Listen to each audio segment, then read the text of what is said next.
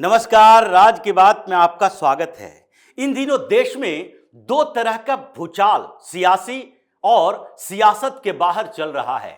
एक तो सियासी परेशानी चल रही है विपक्ष की पार्टियों के अंदर, जो कि अलग अलग राज्यों में जो रीजनल पार्टियां हैं वो अपने अस्तित्व को बचाने की लड़ाई में लगी हुई है। चाहे समाजवादी पार्टी हो, टीएमसी हो, राजद हो या शिवसेना यूबीटी हो, या फिर साउथ की पार्टियां ही क्यों नहीं हो, ये सारे अपने अस्तित्व को बचाने की तैयारी में लगे हैं। इन लोगों को लग रहा है विपक्ष में बैठना है तो या तो न्यूट्रल तरीके से बैठ सकते हैं, यानी कि विपक्ष में बैठने का मतलब ये नहीं है कि आप राहुल गांधी के एजेंडे पर आगे बढ़ें, जो एंटी नेशनल एजेंडा माना जाता है। अराजकतावादी तत्वों को इकट्ठा करो और उसके बाद पार्लियामेंट सेशन के अंदर हंगामा करो, वहां पर प्रोडक्टिव काम होने न दो, बाइकॉट करो, विद्रोह करो, हंगामा करो, बाहर में प्रदर्शन करो और इसके आधार पर यह निर्धारित करने की कोशिश करो कि नहीं, पार्लियामेंट के अंदर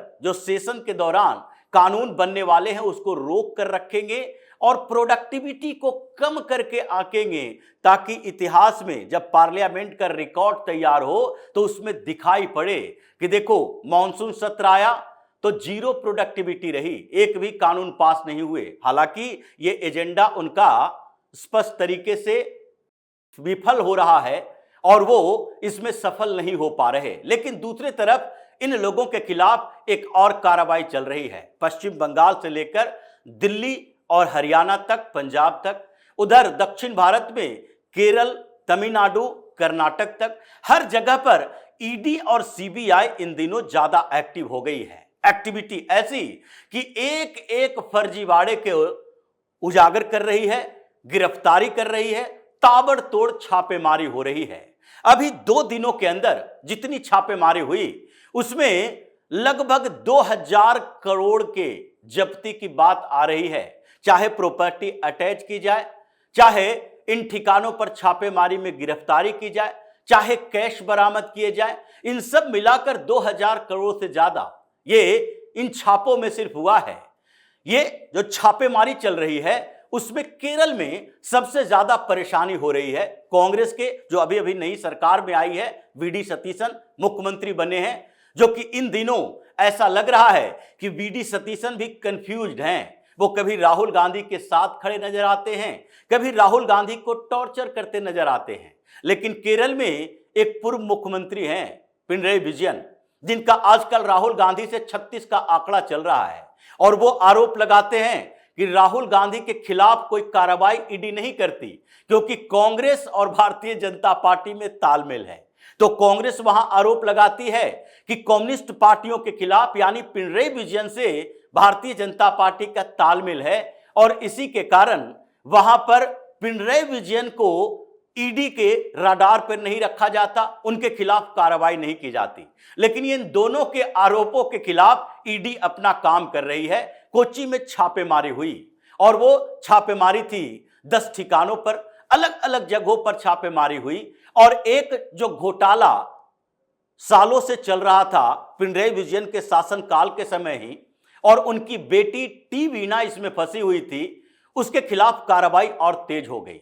चुनाव के आसपास एक कार्रवाई शुरू हुई थी, पिनरई विजयन के आवास पर भी छापेमारी की गई थी। बड़ा चीख चिल्लाने लगे कि देखिए ये ईडी की कार्रवाई पॉलिटिकल वेंडेट्टा से चल रही है, यानी कि राजनीतिक बदले की भावना है। ये हमारे घर में छापेमारी क्यों हुई?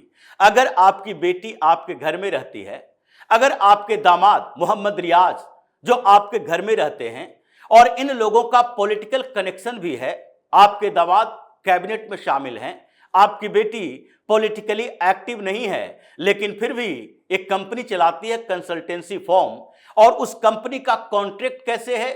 एक मिनरल्स कारपोरेशन से है, कोची वाले से, Kochi minerals and ritual corporation, और उस कंपनी से टाई अप जो हुआ, उस टाई अप में इनको कंसल्टेंसी सर्विस देना था, लेकिन कंसल्टेंट के तौर पर इनके जो फर्म थे एक्सोलॉजिक, उसने कोई काम नहीं किए, कोई कंसल्टेंसी नहीं दी। लेकिन बिना कंसल्टेंसी दिए हुए इनके पास कंसल्टेंसी के तौर पर पैसे दिए गए करोड़ों में। और जब इसके खिलाफ एफआईआर दर्ज हुआ और उस पर ईडी को चार्ज मिला, इसकी जानकारी मिली और उसके बाद ईडी ने इसके खिलाफ कार्रवाई करनी शुरू कर दी, मनी ट्रेल पकड़ना शुरू कर दिया, तो वो कॉन्ट्रैक्ट खत्म हो गया। अगर कॉन्ट्रैक्ट खत्म हो गया तो इसका मतलब ये नहीं है कि पहले करोड़ों रुपए आपने लिए हैं वो पाप खत्म हो जाएगा, उसकी सजा नहीं मिलेगी। इसलिए ईडी ने कार्रवाई तेज की और टी वीणा, मोहम्मद रियाज दोनों के साथ पूछताछ शुरू हुई और टी वीणा के कई ठिकानों पर कल छापेमारी हुई। उसके बाद उन्हें कुछ समय के लिए कस्टडी में लिया गया, 9 घंटे तक उनसे पूछताछ की गई, टॉर्चर किया गया। उसके बाद ये चीफ मिनिस्टर, जो एक्स चीफ मिनिस्टर हो गए हैं अभी, पिनराई विजयन, चीखने चिल्लाने लगे कि हमारी बेटी के साथ गलत किया जा रहा है, ये राजनीतिक बदले की भावना है। लेकिन कांग्रेस चुप है, वहां वीडी सतीशन इस मामले में चुप हैं। वो देख रहे हैं कि अगर हमने इनका सपोर्ट किया कि नहीं, ये विपक्ष की जो इंडी अलायंस की एकता की बात की जाती है कि हम सारी पार्टियां एक हैं, अगर उस एकता के आधार पर इस कार्रवाई का विरोध किया तो उसमें हमारी समस्या बढ़ जाएगी। यह माना जाएगा कि वहां पक्ष और विपक्ष एक ही है, यानी यूडीएफ की सरकार है और एलडीएफ उसकी सहयोगी पार्टी ही है, विपक्ष में नहीं है। ऐसे भी भारतीय जनता पार्टी केरल के अंदर यही कहती रहती है, इसलिए स्पीकर के चुनाव में भी पार्टिसिपेट किया था और उसके बाद उन्होंने विपक्ष की भूमिका निभाने की बात कही कि इस बार जो सत्ता पक्ष है यूडीएफ का और एलडीएफ, दोनों के बीच ऐसे संबंध हैं और खासकर एक मुद्दे पर, यानी मुस्लिम अपीजमेंट की पॉलिटिक्स पर इन दोनों के बीच जो साठगांठ है उसका असर दिखाई पड़ता है। विधानसभा में कोई ऐसा मुद्दा ही नहीं उठता, चाहे वक्फ बोर्ड की संपत्ति को नोटिफाई कर लिया जाए, चाहे हिंदुओं को क्रिश्चियनों के गांव छीन लिए जाएं वक्फ बोर्ड के नाम पर, चाहे कुछ क्षेत्रों में मुसलमान किसी भी तरीके से कोई भी हरकत करने के लिए स्वतंत्र हो, उसके खिलाफ कार्रवाई न की जाए। इन सब मामलों में दोनों का एक ही स्टैंड रहता है, यानी कि वहां विपक्ष में तो भारतीय जनता पार्टी अकेले है। लेकिन टी वीणा के जो टॉर्चर हुए हैं, परेशानी पैदा हुई, उसमें पिनराई विजयन हरकत में आ गए और पिनराई विजयन ने कांग्रेस के ऊपर भी आरोप लगाना शुरू कर दिया। लेकिन वही केरल में एक और छापेमारी चली। ये बड़ा रैकेट है, ये रैकेट ऑर्गन सप्लाई करने वाला है और कई हॉस्पिटल में इसका कारोबार, 400 करोड़ के कारोबार की बात चली, मनी ट्रेल चल रहा था और इसी मनी ट्रेल के कारण ईडी के हाथों में कुछ सबूत लगे और कई हॉस्पिटल पर भी छापेमारी की। ये वही संस्थानें हैं जो कांग्रेस को फंड देती है और इसलिए इसमें वीडी सतीशन भी चीखने चिल्लाने लगे कि हमसे भी राजनीतिक बदले की भावना से कार्रवाई की जा रही है। लेकिन दोनों छापेमारी में लगभग 11 ठिकानों पर छापेमारी हुई और इससे इन दोनों पार्टियों की परेशानी बढ़ी हुई है। लेकिन उससे आगे एक और जगह है, तमिलनाडु और कर्नाटक। इन दोनों जगह पर एक पोंजी स्कैम चल रहा था, 400 करोड़ रुपए से ज्यादा का। एग्रीकल्चर लैंड, एग्रीकल्चर कम्युनिटी, उनके लोगों को बरगलाने की कोशिश, पैसे लिए जाते थे, हम जमीन में इन्वेस्ट करेंगे और जमीन में फार्मिंग में भी इन्वेस्ट करेंगे, पेड़ लगाएंगे, पौधे लगाएंगे और 5 साल 8 साल के बाद आपके पैसे 3 गुने हो जाएंगे। प्रलोभन में लोग आ गए, हजारों लाखों लोग इससे प्रभावित हैं। 400 करोड़ से ज्यादा का स्कैम माना जा रहा है। उसमें भी 10 ठिकानों पर छापेमारी हुई और उसमें भी कुछ लोगों की गिरफ्तारी की गई है। ये 400 करोड़ का घोटाला। कर्नाटक में ये कांग्रेस की सरकार और तमिलनाडु में अभी सरकार बदली है, टीवीके की सरकार है, विजय मुख्यमंत्री हैं। लेकिन इससे पहले स्टालिन की पूरी क्राइम कुंडली खुली हुई है, करप्शन की कुंडली खुली हुई है। इसमें डीएमके, एआईडीएमके के भी नेता शामिल हैं। लेकिन इससे फर्क नहीं पड़ता कि कौन गठबंधन में सहयोगी है, कौन गठबंधन के विरोध में है, कौन इंडी अलायंस का पार्टनर है।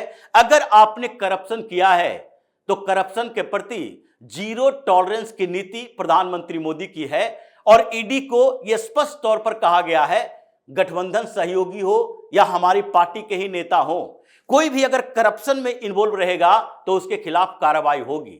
लेकिन इसी तरीके से कार्रवाई दिल्ली में, गोवा में और हरियाणा में भी हुई। ये टिम्बर स्कैम है, लकड़ी के कारोबारियों के पास 150 करोड़ से ज्यादा का हेरा फेरी के आरोप हैं और इसमें भी गिरफ्तारी हो रही है। और यही एक्टिविटी पश्चिम बंगाल में भी चली। पश्चिम बंगाल में भी ईडी एक्टिव है। अभिषेक बनर्जी, ममता बनर्जी, सबके खिलाफ कार्रवाई चल रही है। लेकिन पॉलिटिकल कार्रवाई जो इन लोगों ने ईडी को धोखे में रखा है, उस एक्टिविटी को भी आगे बढ़ाया जा रहा है। अभी 2025-26 की बात करें तो यह रिकॉर्ड कायम हुआ है कि ईडी ने जो प्रॉपर्टी सीज की है, यानी अटैच किए हैं, उसका रिकॉर्ड कायम हुआ है एक साल के अंदर। 2025-26 के बीच 84,000 करोड़ की प्रॉपर्टी अटैच की गई है, ईडी ने अटैच किया। लेकिन ये 2014 से अब तक के आंकड़े नहीं हैं, वो तो और आश्चर्यजनक हैं। कई राज्यों की बजट उसमें आ जाती है, लेकिन फिर भी सारी पॉलिटिकल पार्टियां आरोप लगाती है कि ईडी बदले की भावना से कार्रवाई करती है। अगर बदले की भावना से इतनी प्रॉपर्टी सीज की जा रही है तो यह बदले की भावना भी होनी चाहिए, और यही स्थिति रही। 2,36,000 करोड़ की जब्ती अब तक हुई, 2014 से लेकर अभी 2026 के जून तक 2,36,000 करोड़। ये कई राज्यों के बजट इतने नहीं हैं, और अगर पूरी दुनिया में देखा जाए तो कुछ देशों के बजट भी नहीं है जो कि प्रॉपर्टी जब्त की गई है। और ईडी को फिर से फ्री हैंड दिया गया कि अब वो सारे विपक्ष पक्ष जो भी हो, जिन नेताओं के खिलाफ ईडी के अंदर केस दर्ज हैं, उन सबके खिलाफ कार्रवाई करना शुरू करो। अभी 93 ऐसे बड़े नेता हैं जिसके खिलाफ ईडी की कार्रवाई चल रही है। कांग्रेस उसमें सबसे टॉप पर है, 24 बड़े नेता उनके हैं। ममता बनर्जी की पार्टी में ये कुछ नेता ऐसे हैं जो अभी अलग ब्लॉक बना के बैठे हैं, लेकिन कार्रवाई उनके खिलाफ भी होगी। 19 बड़े नेता हैं, समाजवादी पार्टी के 9 बड़े नेता हैं। ये ऐसे 93 बड़े नेता हैं जिसकी लिस्ट इन लोगों ने सुप्रीम कोर्ट में जाकर दी थी। जब ईडी के खिलाफ सुप्रीम कोर्ट पहुंचे थे तो 93 बड़े नेताओं की लिस्ट सौंपी कि देखिए इन सब के खिलाफ कार्रवाई हो रही है, ये सब राजनीतिक बदले की भावना से हो रही है। सुप्रीम कोर्ट ने भगा दिया कि नहीं, ये इंडिविजुअल केस है। अगर किसी के खिलाफ कार्रवाई चल रही है, उन्हें लगता है कि ये गलत कार्रवाई है, तो वो सुप्रीम कोर्ट में आए। ये एक पैकेज के तौर पर नहीं देखा जाएगा कि विपक्ष के किसी नेता के ऊपर ईडी की कार्रवाई ही नहीं हो। इसीलिए सुप्रीम कोर्ट से भी बाहर भगा दिए गए, और अब इन सब नेताओं की, 93 बड़े नेताओं के अरेस्ट वारंट तैयार हो गया है, रेडी हो गया है कि इनको एक एक करके पकड़ो, क्योंकि ये जब पकड़े जाएंगे तभी इनकी औकात पता चलेगी, लोगों को पता चलेगा कि ये भी भ्रष्टाचार में शामिल था। क्योंकि इनके खिलाफ कोई 7 साल, 5 साल, 8 साल से ऐसे ही कार्रवाई चल रही है, और ये बेल पर बाहर बैठे हुए हैं। इसलिए ईडी सुपर एक्टिव मोड में है। भारतीय जनता पार्टी की सरकार की मीटिंग चल रही है। प्रधानमंत्री मोदी वापस आते ही इन सब की लिस्ट देखेंगे कि किस तरीके से ईडी ने कमाल का काम किया है। एक साल के अंदर 84,000 करोड़, और पूरे ये 11 सालों के अंदर जो ईडी ने 2,36,000 करोड़ की प्रॉपर्टी सीज की है, ये संख्या बढ़ेगी, क्योंकि करप्शन के खिलाफ कार्रवाई अभी और तेज होने वाली है, और इसके लिए कुछ और मीटिंग भी निर्धारित किए गए हैं। तो इसी तरह की खबरों के साथ फिर से हाजिर होंगे। तब तक के लिए बने रहिए हमारे साथ और देते रहिए हमें सहयोग, ताकि इसी तरह की खबर हम आपके लाते रहें। धन्यवाद।